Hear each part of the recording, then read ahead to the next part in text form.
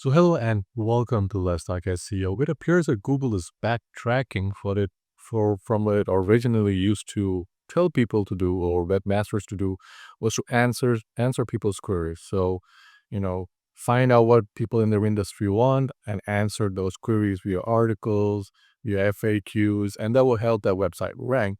And so a lot of SEOs, including myself, we kind of promoted this, go out and look at Google Trends, go and look at PAAs, see what people are asking, and kind of answer those questions. If you see that those questions are not adequately answered in what's already ranking, and there's nothing wrong with that. And I'll go into why you should still do this. Just take a different approach. Now, uh, so if you watch Google Search News, John Mueller said in the latest November 2024 Search News that I do want to caution that it's easy to go overboard with tools like these. You don't have to create pages to cover every possible related search terms. It's important that the content which you publish actually adds value to the web overall, and that it doesn't just repeat what others have said. Be selective, focus on your own expertise, focus on your users that are likely to be relevant for your business. this is something I kind of agree with, but like how much original content can you really create in industries? For instance, if you're in the car loan industry and you're trying to rank for that, like because you provide car loans or because you're a lead generation site that provides car loans, I mean, how much more new content can you create that's already not created? So this is, kind of like a chicken and the egg thing over here is, do you create a lot of content or do you create no content or very little content or just have service pages? So again, I decided this on a case by case basis, but this statement over here is very, very misleading because there are tons of websites that do very well by just targeting Google Trends. And I think this is what they're trying to get rid of is these websites that are targeting Google Trends and they do very well with millions in traffic. So again, I don't buy this. Now, I'll go into explaining why I don't buy this in more detail later on in this video. But for now, this quote also says, be selective, focus on your own expertise, focus on your users that are likely to be relevant for your business. So like, keep this in mind over here. He said, focus on your users that might be relevant to your business. Okay. So Glenn Gabe later posted this. He said, I would add and mine PAA to the segment. Don't go overboard there. It's great data, but you don't need to add to every single one. And then John Miller chimed in and he said, um, definitely them too. It can be tempting to create a content liability on your website. List of topics, list of headings, just fill it out with words from a copywriter into a content generator. This is not how you add value to the web, and it reflects badly on your site.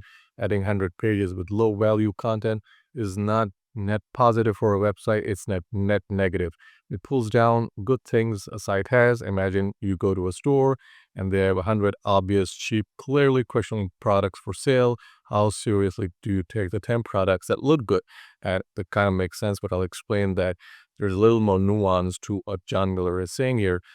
Sure, sometimes it works for a bit. People can be trusting and might go along with the low effort work for a while, but it is not a way to build a sustainable, stable business. So I have a few comments over here. Okay, so the first thing is you shouldn't just write content. Okay, before you produce any piece of content, understand or have an idea what your website is attempting to do.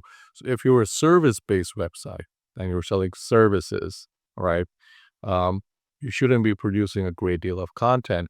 Uh, let's say you're selling car loans, okay? So you shouldn't be producing 1,500 pages on different types of car loans. You should just be focused on the car loans that you provide. And so your service pages, your homepage, and everything on your website should be geared towards car loans. And also if you niche down to what city, what state, what city you're focusing on, that will be even better. Now, the supporting content, if you're doing PAAs, that's great.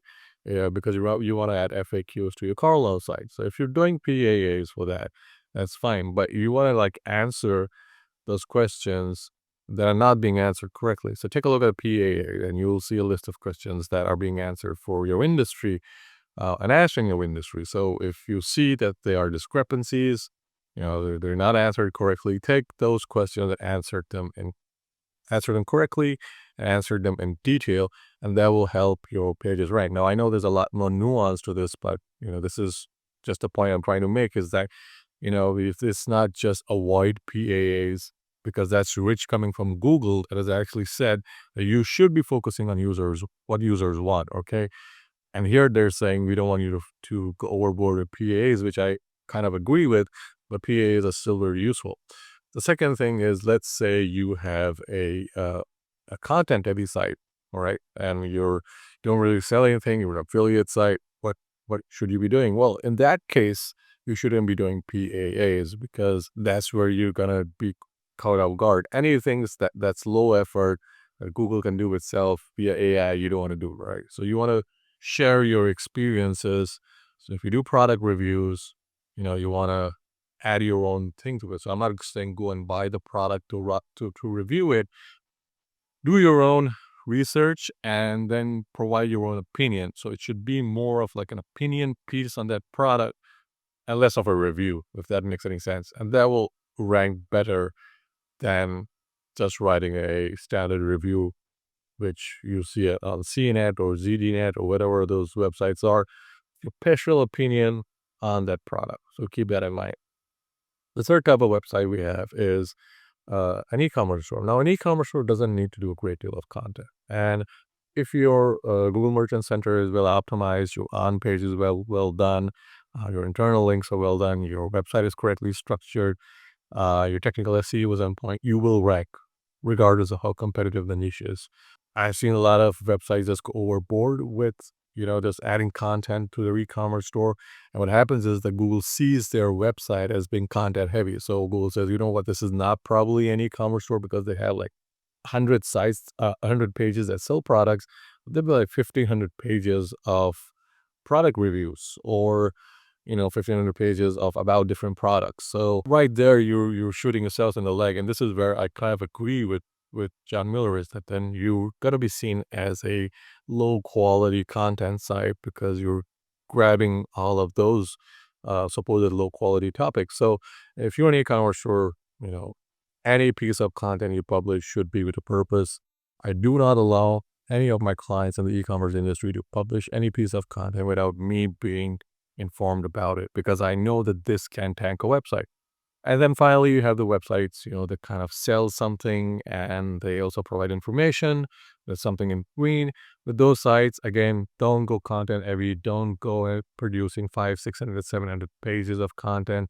Start by, fleshing out what you offer. Make sure what you offer is evident on the homepage. It's clear. People can click and buy it right away if they want, and they don't have to go to any part of your website. They don't have to go to the blog or the news section or any of the about us section. They can buy it off the homepage. Okay, this goes for any kind of training. If you're selling yoga training, if you're selling bodybuilding training or personal fitness training or whatever, or videos on your site, don't have like a million pages about it. Okay, be super focused. And people who say that, they've studied semantic SEO says you should be covering all of this stuff. No, it does not say that, okay? User intention and intent plays a big role in how well your website ranks. So I hope you guys found the video useful. Like and subscribe as all of this, and happy ranking.